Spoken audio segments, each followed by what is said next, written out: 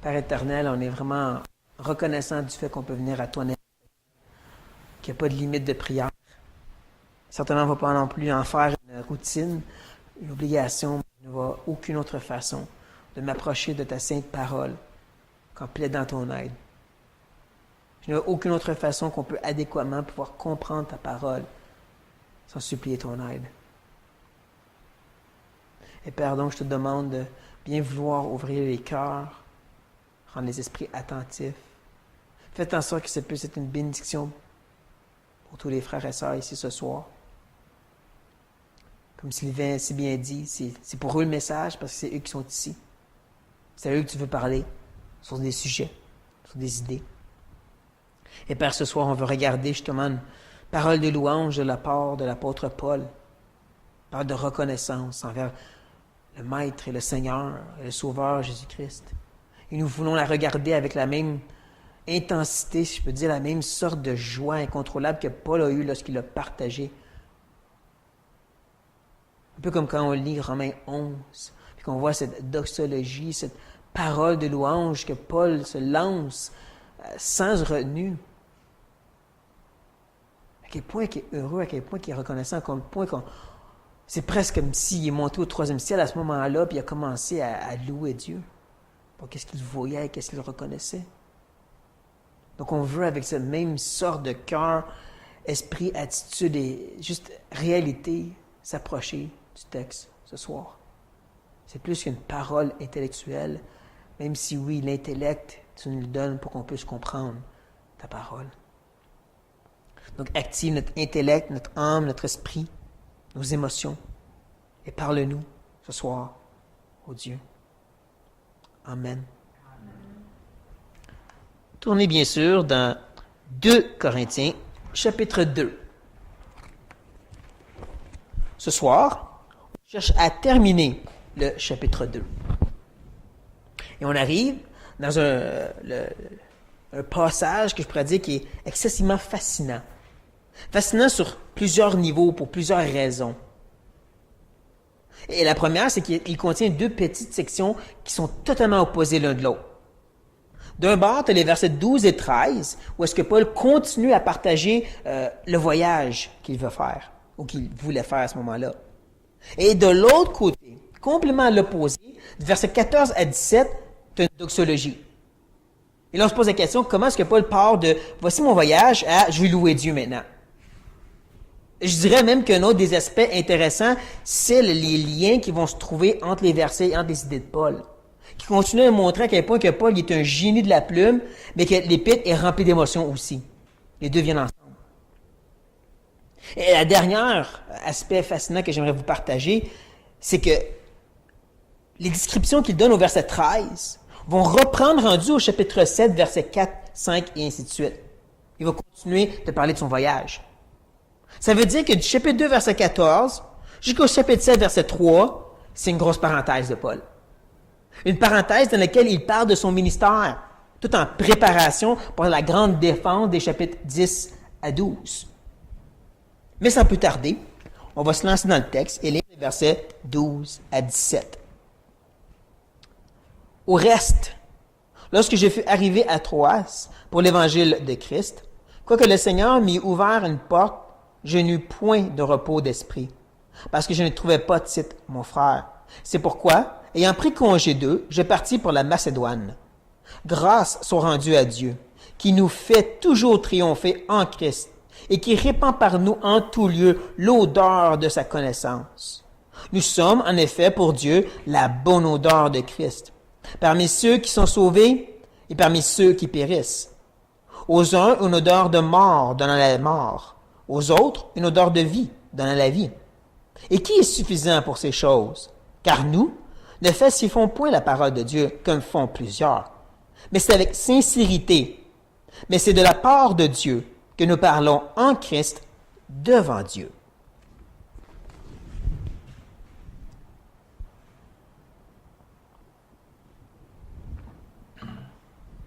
Eh bien, plusieurs sont ceux qui appellent 2 Corinthiens l'itinéraire de Paul.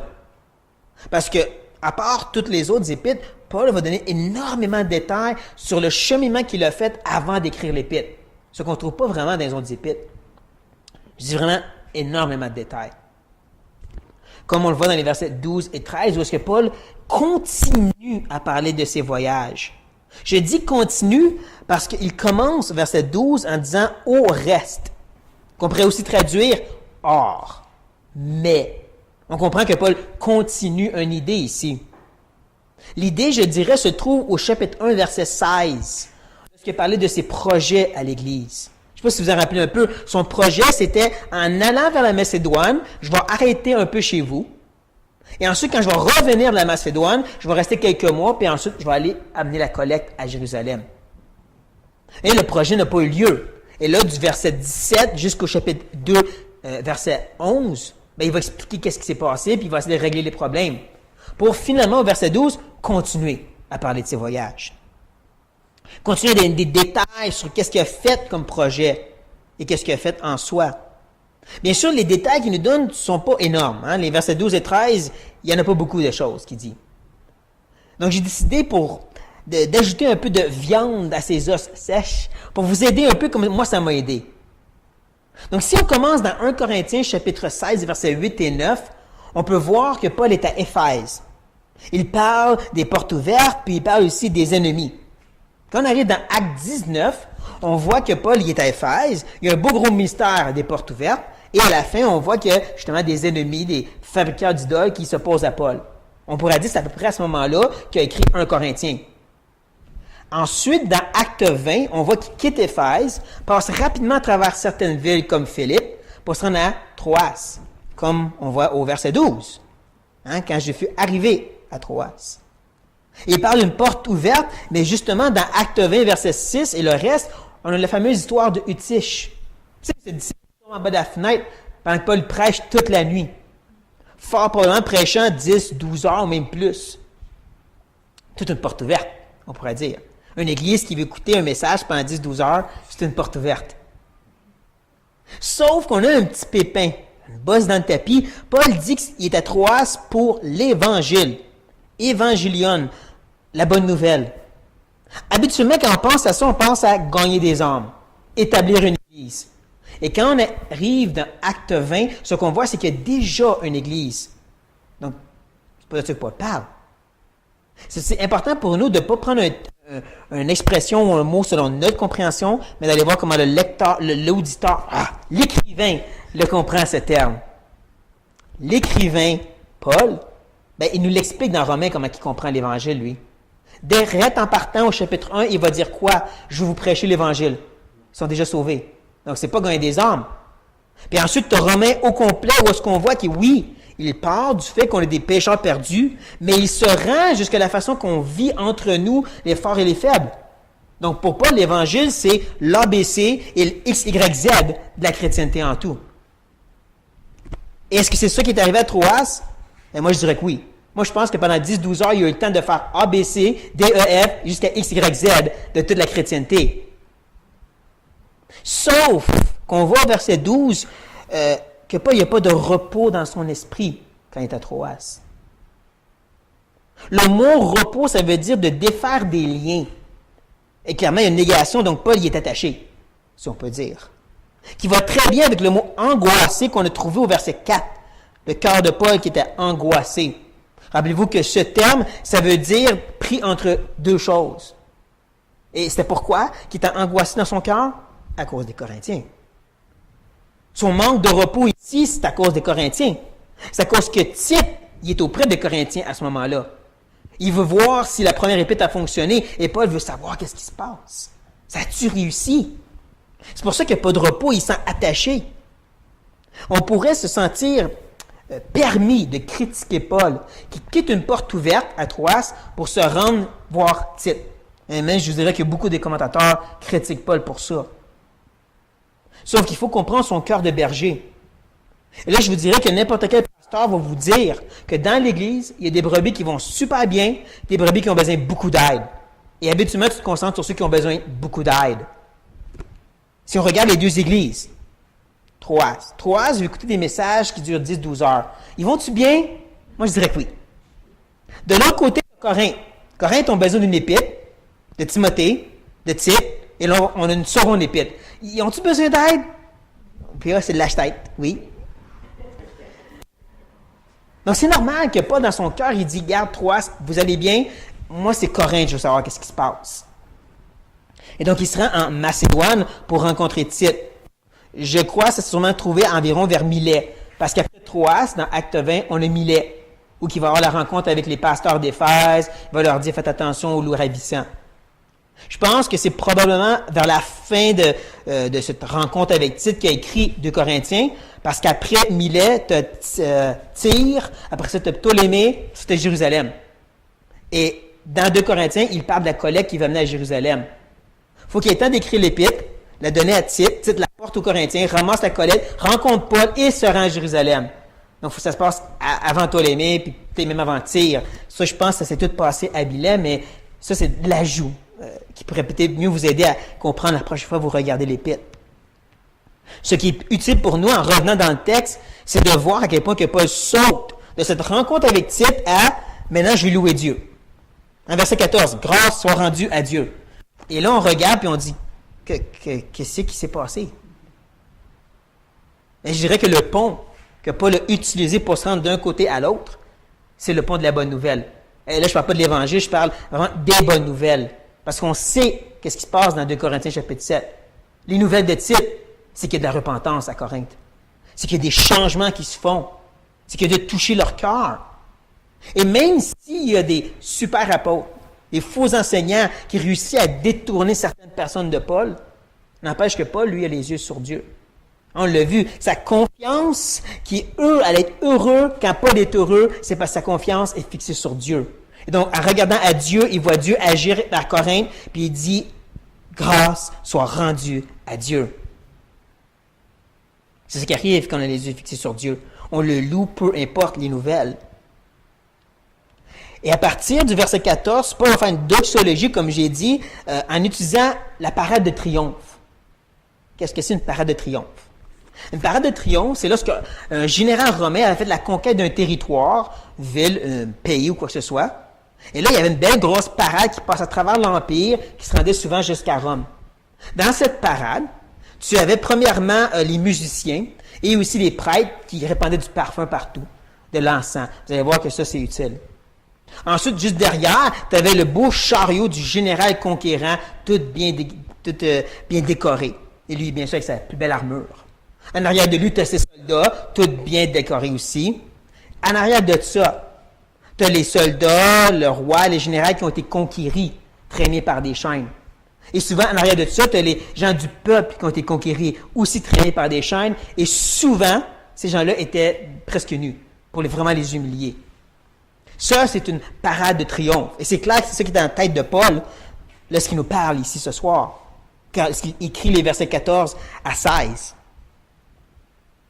Sauf que dans cette parade, dans cette triomphe, Paul, il est très ambigu. Il y a beaucoup des expressions qu'il va utiliser, des énoncés, qui laissent la porte ouverte à deux possibilités. Dès la première, ou je devrais peut-être dire la deuxième énoncé, qui fait toujours triompher en Christ, il y a une certaine ambiguïté dans la façon dont Paul l'explique ou l'exprime. Je vais vous la lire en grec.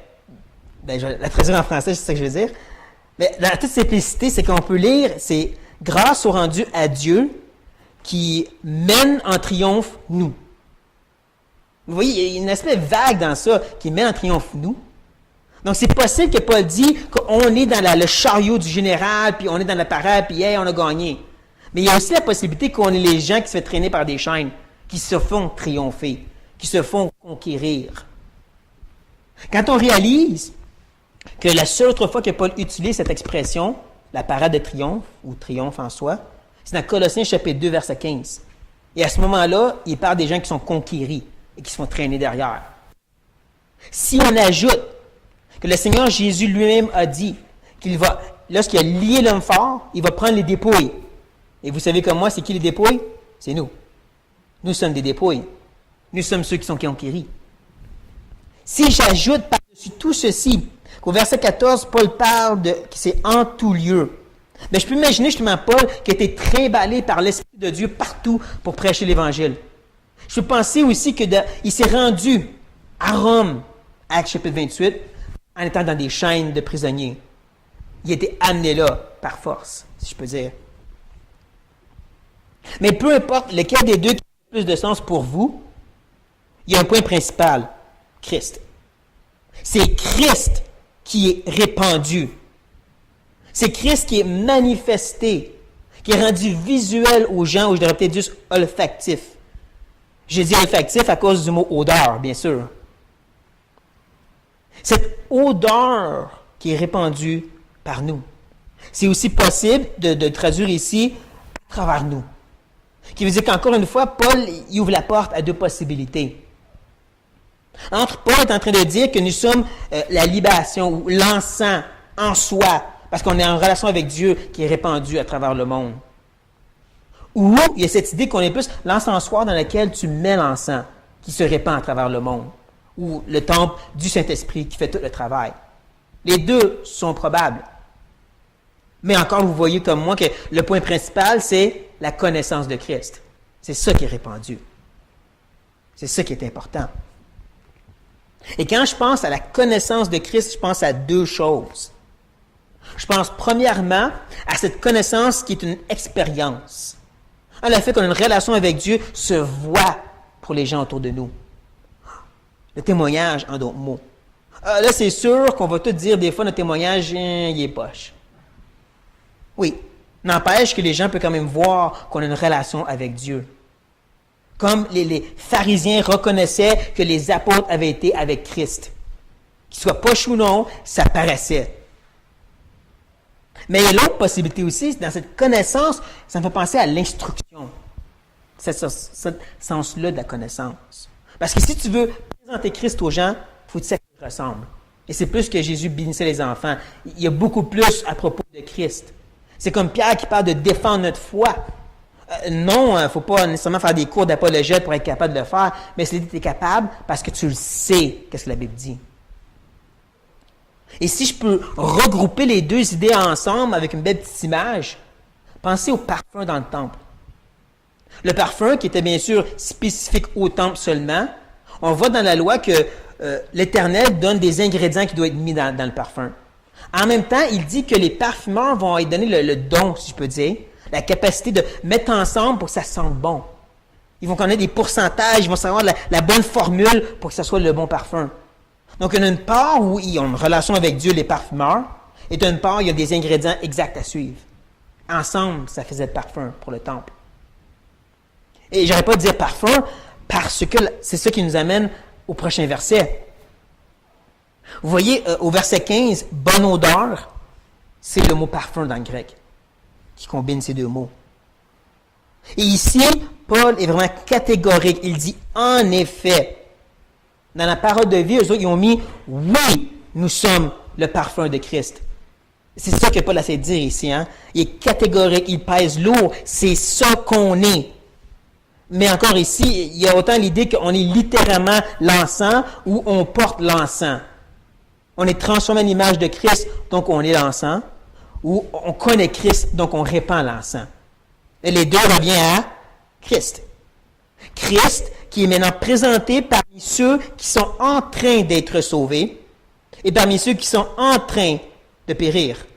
Et là, j'espère que vous avez entendu que j'ai ajouté un mot. En train. Parce que c'est ça que Paul dit en grec. Il a les yeux de Dieu, je pourrais dire ici. Les yeux d'un regard éternel et divin. Les yeux qui voient que deux sortes de personnes. Ceux qui naissent pour la vie éternelle et ceux qui naissent que pour périr. Et je ne parle pas de double prédestination, je ne parle même pas d'élection, c'est aucun débat ici. C'est l'idée que pour Dieu, qui depuis l'éternité passée, il y a juste deux sortes de personnes. Ceux qui vont naître pour connaître et être sauvés, et ceux qui ne vont pas le connaître et vont périr. Il y a juste ça qui existe. Et c'est cette idée-là qui amène au prochain verset.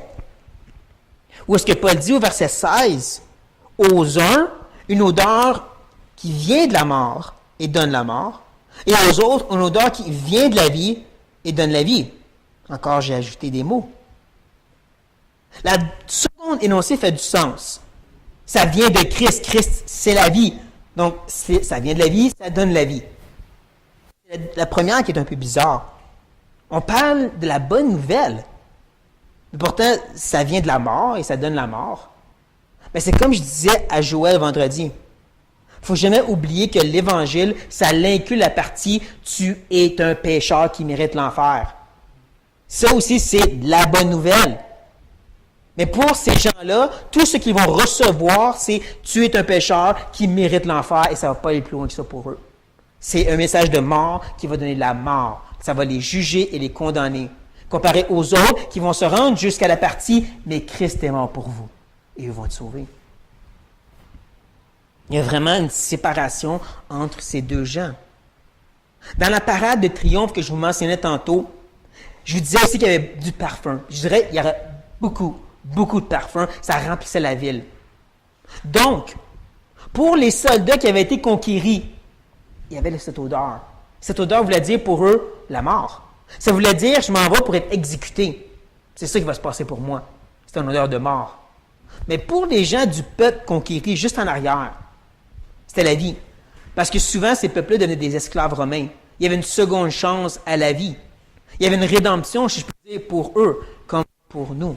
C'est un peu pour ça que moi, je penchais de ce côté ici, tantôt, au verset 14, qu'on est ceux conquéris par Christ. Et c'est fort probable que Paul a pris cette idée de ses enseignements rabbiniques. Parce que les rabbins d'autrefois, bien avant Paul, parlant de la loi, j'espère que vous comprenez que la loi, en soi, d'une façon intègre, elle est pure, sainte et parfaite. Elle vient de Dieu, elle est bonne.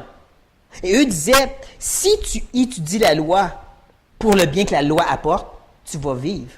Mais si tu l'étudies par obligation ou pour moquerie, tu vas mourir. Un peu comme un abeille qui amène du miel à son maître pour son bien, va piquer un ennemi pour essayer de le tuer. Ça, c'est la loi. Et c'est ce que Paul nous dit ici. Il y a juste deux possibilités face à ce parfum. Il te fait penser à la mort ou à la vie. Et c'est à ce moment que Paul nous lance encore une fois une de ces énoncés qu'on ne sait pas de quoi il parle. Il dit à la fin du verset 16, « Et qui est suffisant pour ces choses? »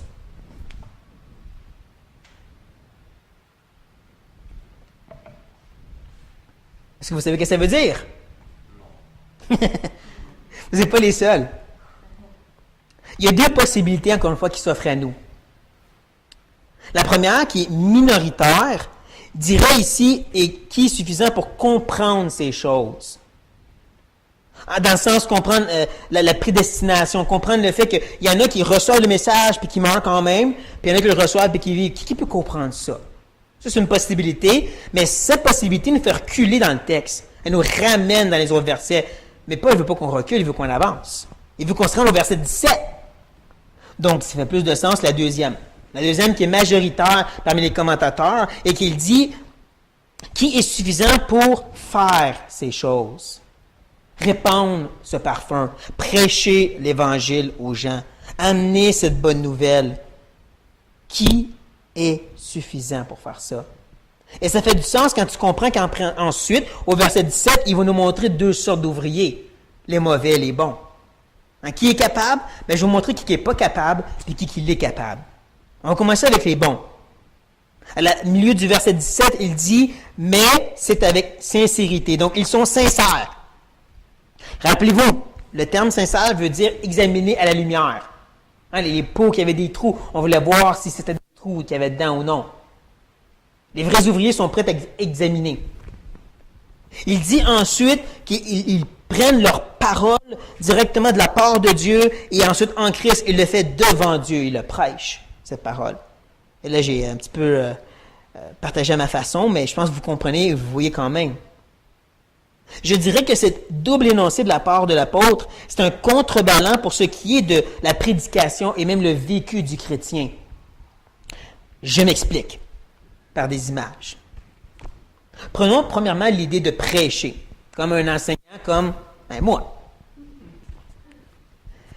Je suis réticent de dire que je prêche la parole. Pourquoi? J'utilise la parole, mais de dire qu'est-ce qui sort de ma bouche, c'est la parole? Non, je n'ai pas le courage de dire ça. Parce que je sais que je peux me tromper. Je ne suis pas inspiré. Peu importe ce que certains croient, on n'est pas inspiré, donc ce n'est pas la parole. je prêche de la parole, je le prends de Dieu, mais en même temps, je le présente devant Dieu pendant que j'étudie, lorsque je prêche, et qu'est-ce qui va être appliqué à vos cœurs? Devant Dieu. C'est ça que je veux dire par contrevalant. La même chose pour le vécu. Hein? On se dit des chrétiens bibliques. On est les gens du livre. Parce qu'on prend notre doctrine, nos principes, nos convictions de Dieu, de sa parole. Mais il faut être excessivement orgueilleux pour dire « donc j'ai la vérité absolue ». Non, on va ensuite devant Dieu, sincèrement, pour être examiné. Je me suis-tu trompé ici? Y a-t-il des choses à changer dans mes convictions ou mes principes? C'est ça que je veux dire par contrebalan. Ça vient de Dieu, mais ensuite on présente devant Dieu. Ça, c'est un vrai ouvrier. Ça, c'est pas comme les plusieurs. Oui, Paul, il dit dans le grec comme font les plusieurs. C'est clair en disant ceci, il fait un petit clin d'œil, ou je devrais dire, il pointe du doigt vers certains mauvais ouvriers à Corinthe. On ne fait pas comme eux qui falsifient la parole. Le mot falsifier, falsifions, c'est le mot kalupto dans le grec. Kalupto a 3 significations qui vaut la peine qu'on regarde ensemble. La première, et la plus populaire, ça a rapport avec des vendeurs de vin qui diluent leurs produits pour en vendre plus. On commence déjà à voir la mentalité de Paul où est-ce qu'il veut s'enligner.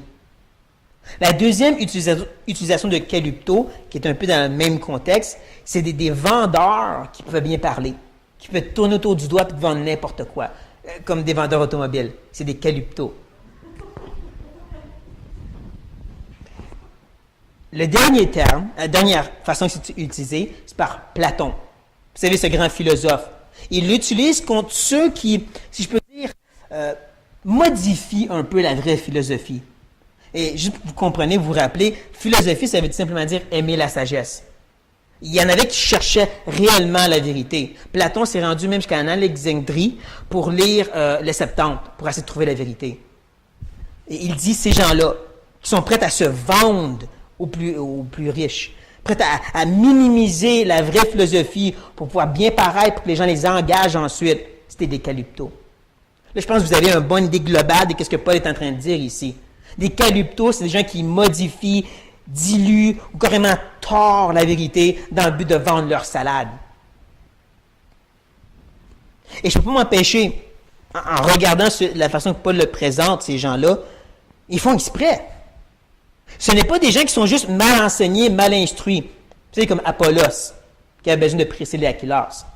Ou les disciples de Jean le Baptiste que Paul rencontre dans Acte 19. C'est pas ça. On parle des gens, même souvent, qui sont très bien instruits, qui ont été à l'école biblique et qui savent exactement comment tordre l'Écriture pour pouvoir mettre une étiquette quand même qui dit chrétien.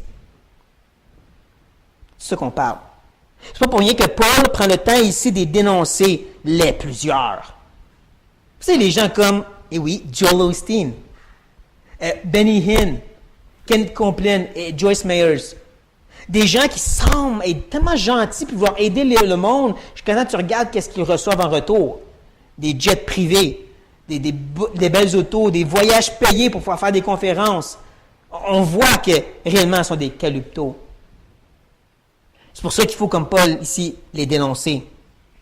Si je pourrais donner un exemple de ceci, une image très illustrée.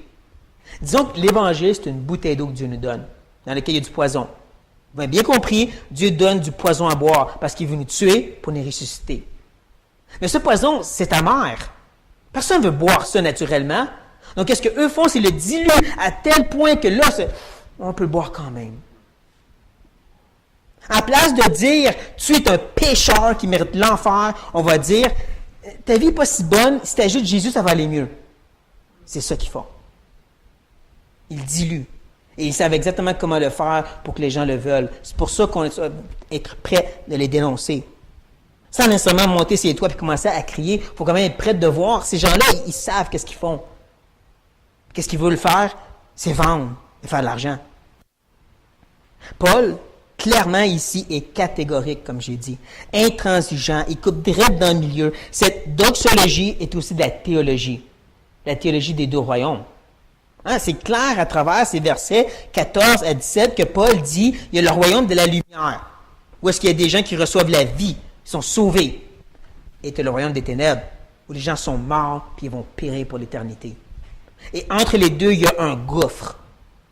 Une belle grosse séparation, puis on ne peut pas avoir de juste milieu. C'est une des raisons pourquoi j'aime pas trop utiliser le terme zone grise. Parce que ça a trop une mauvaise connotation. Ça peut être mal compris et mal utilisé. C'est sûr qu'il y a des sujets de moindre importance, mais ça appartient au monde de la lumière. Hein, c'est un peu comme les nuages qui ont un petit peu d'ombrage dans le royaume de la lumière. Mais au-dessus, si je peux dire, des nuages, nous avons des sujets nécessaires qu'on appelle la parole, la vérité, la doctrine. Cette épée qui tranche dans le milieu, entre tu le reconnais et l'acceptes ou tu le rejettes et tu es dans les ténèbres. Il n'y a pas entre les deux. Des sujets comme la divinité de Christ. Jésus, c'est le Fils de Dieu, égal à Dieu parce qu'il est Dieu. Et on doit essayer d'être comme Athanas. Vous vous rappelez d'Athanas? Il est devant une panoplie de pasteurs aériens. Ces gens-là croyaient que Jésus est sorti de Dieu. Donc oui, il est divin, mais il a été créé, comme les témoins de Jéhovah. Et ces pasteurs lui disent, tu vois pas que tout le monde est contre toi. Et qu'est-ce qu'il répond? Si c'est le cas, Athanas est contre le monde. Parce qu'il tient ferme. Parce qu'ici, il faut qu'on coupe dans le milieu. Comme le salut. Le salut, c'est par la foi seule. C'est une foi qui dit que mes péchés sont mis sur Christ et il me donne sa justice en retour. Sans cette justice, je ne peux pas aller devant le Père.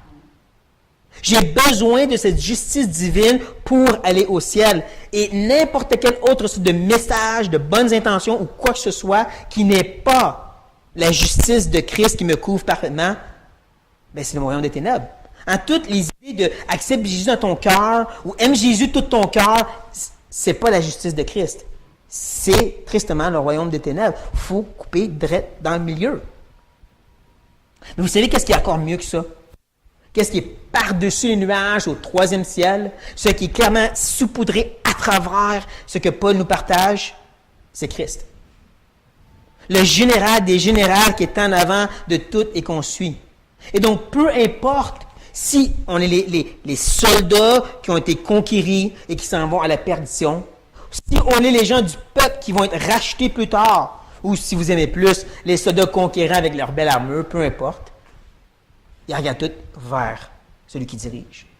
C'est par lui et c'est pour lui. Quand Dieu juge et condamne des pécheurs à l'éternité de souffrir et qu'il décide de faire grâce à d'autres, il est glorifié, peu importe. Ça, c'est ce que Paul nous présente. Et c'est sur cette note que j'aimerais faire ma doxologie aussi. Il loue Dieu en terminant.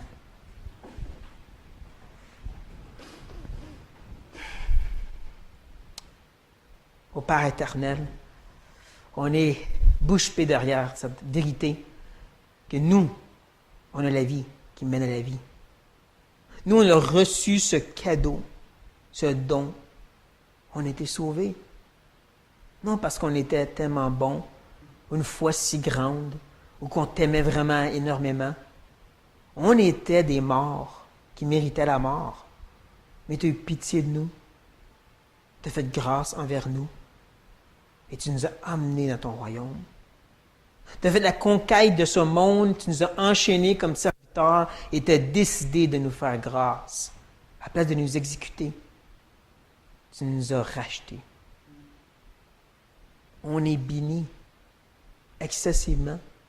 C'est pour ça que nos cœurs sont si brisés pour ceux qui ne le reçoivent pas, qui se ferment comme une huître, qui semblent juste endurcis, incapables ou sans désir de le recevoir, qui sont clairement juste en train de recevoir un message de mort qui mène à la mort. On veut être ce parfum, mais pour eux, ce parfum, peu importe qu'est-ce qu'on fait, va rester un parfum de mort. C'est pas de nous. C'est pas dans nos capacités. Et c'est certainement pas en modifiant le parfum qu'on va les rejoindre et les aider. Nous voulons sincèrement prendre cette vérité, la mettre devant toi et chercher à la partager aux gens honnêtement, sans jamais diluer l'importance de la vérité. Et Père, être prêt, d'une façon catégorique comme Paul, de dire ça c'est la vérité, ça c'est la parole, ça c'est la lumière, et ce que tu fais, c'est la falsifier, la tordre la diluer. Nous voulons, Père, pour le bien des autres, tenir ferme à la vérité. Mais oh, qu'on est heureux d'être dans cette parade de triomphe avec toi. Amen. Amen.